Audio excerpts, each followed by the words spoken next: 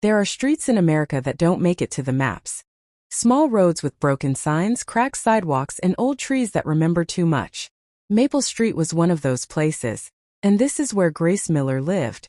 Grace was born in a small town in Indiana, the kind of town where you could hear the train whistle before you saw it. Her father worked long hours at a factory. Her mother, a nurse, believed silence was safer than dreams.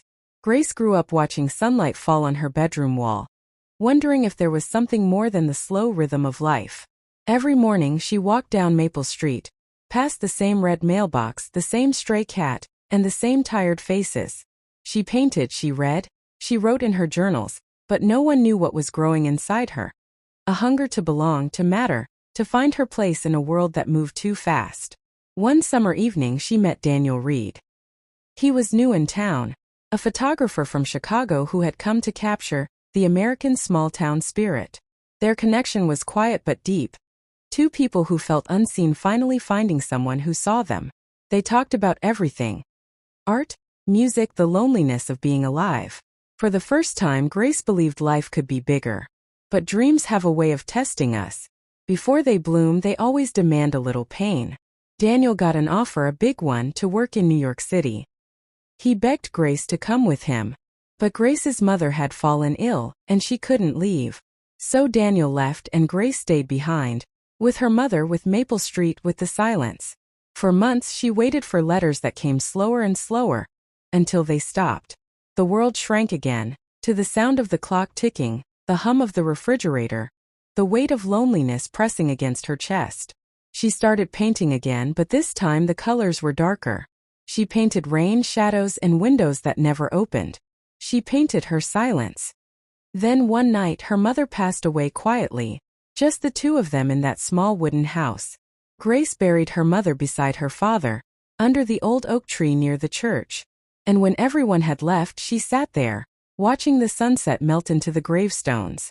Sometimes losing everything is how life gives us back ourselves. The next morning, Grace woke up and looked at her paints.